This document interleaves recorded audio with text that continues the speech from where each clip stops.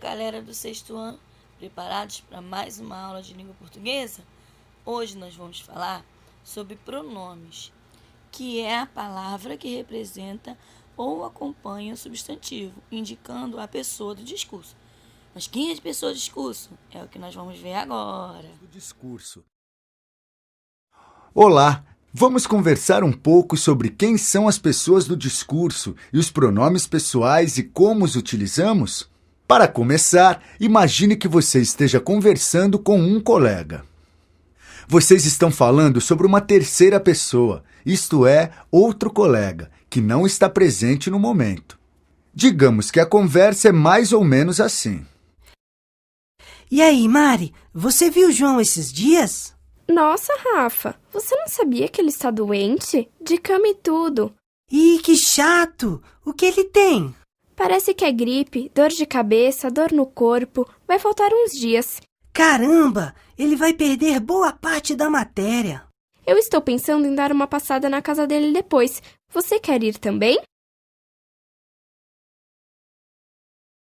Nessa conversa, podemos identificar 3 pessoas do discurso. Primeira pessoa, aquela que fala, eu, ou aquelas que falam, nós. Segunda pessoa, aquela ou aquelas com quem se fala, tu, você, vós, vocês. Terceira pessoa, aquela ou aquelas de quem se fala, ele, ela, eles, elas.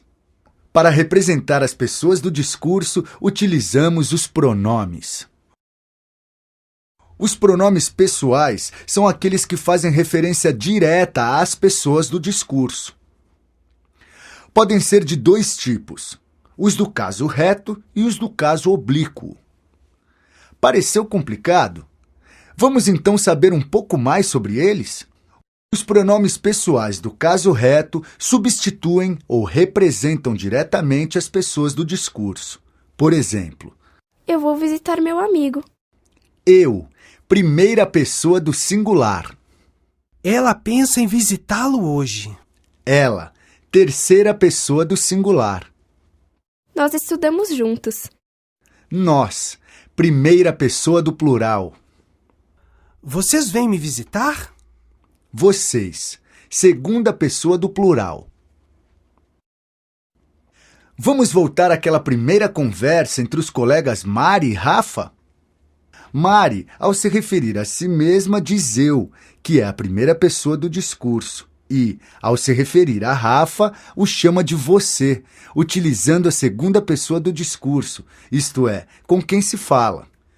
Ambos, ao se referirem a João, o amigo ausente, ou seja, a terceira pessoa do discurso, mencionam ele. Os pronomes pessoais do caso oblíquo complementam a referência à pessoa do discurso em uma frase. Observe a seguinte conversa. Siga-me. Vai me desculpar, mas eu não vou. Por quê? Está com medo de que te aconteça algo? Vou lhe dizer, até estou... Me é um pronome da primeira pessoa do singular. Te é um pronome da segunda pessoa do singular. E lhe é um pronome da terceira pessoa do singular. Epa! Vamos voltar às 2 últimas frases. Nessas 2 frases, há um diálogo entre apenas 2 pessoas, isto é, o interlocutor fala com outra pessoa. Observe que, nesse caso, um utilizou o pronome te e o outro o pronome lhe para se dirigir ao colega. Como, então, um pronome de terceira pessoa, lhe, está em uma frase que faz referência à segunda pessoa? A resposta é você. Em língua portuguesa, usamos muito essa palavrinha no dia a dia, exercendo o mesmo papel do pronome pessoal tu. Você é um pronome de tratamento, assim como senhor, vossa excelência, vossa senhoria, entre tantos outros. Os pronomes de tratamento indicam uma proximidade maior, você, ou menor, senhor, vossa excelência, entre as pessoas do discurso. Como todo pronome de tratamento, você diz respeito à pessoa com quem se fala, isto é, à segunda pessoa do discurso. Porém, ele deve ser conjugado como um pronome da terceira pessoa. Assim, podemos dizer: Vossa Excelência pode vir comigo, por favor. O senhor não sabe como é difícil chegar até aqui. Agora você entendeu. Você percebeu que os verbos dessas frases estão na terceira pessoa? E o tu? Empregando-o nessas frases, teríamos: Tu podes vir comigo, por favor. Tu não sabes como é difícil chegar até aqui. Agora tu entendeste. Por último, observemos a frase: vou lhe dizer. Ela contém um pronome oblíquo da terceira pessoa do singular, apesar de se referir à segunda pessoa. Ou seja, indica a presença do pronome você. Vou dizer a você. Se fôssemos substituir você por tu, teríamos: em vez de vou lhe dizer, vou te dizer. Normalmente, usamos você junto com te, que é um pronome oblíquo da segunda pessoa. Por exemplo, na frase: vou te falar, você é legal. Quanta mistura! A combinação do você com o te é comum quando falamos em uma situação informal. Veja, por exemplo, nesta tirinha do Garfield, de Jim Davis. Observe que se trata de uma conversa em linguagem coloquial, em que John, ao querer saber a opinião de Garfield, pergunta: que achas? Usando a segunda pessoa do singular, que é pouco usual na linguagem falada. Em seguida, pergunta: tem certeza de que não é exagero? Em que o pronome você está oculto na frase. E Garfield responde, conjugando de outra forma: tu é o cara, misturando o tu com o verbo conjugado em terceira pessoa. Ele também poderia dizer: você é o cara, ou tu és o cara.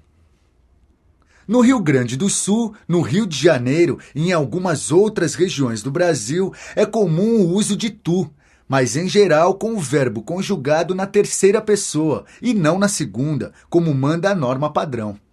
Ou seja, no Rio de Janeiro não soaria estranho dizer tu é o cara, como Garfield disse. E na hora de escrever um texto, como fazemos nesse caso?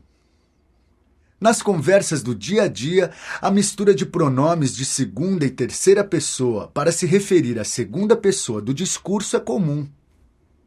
Mas, em situações formais de fala e escrita, a regra é a seguinte: as duas formas são válidas, mas é importante não as misturar em uma mesma frase ou trecho.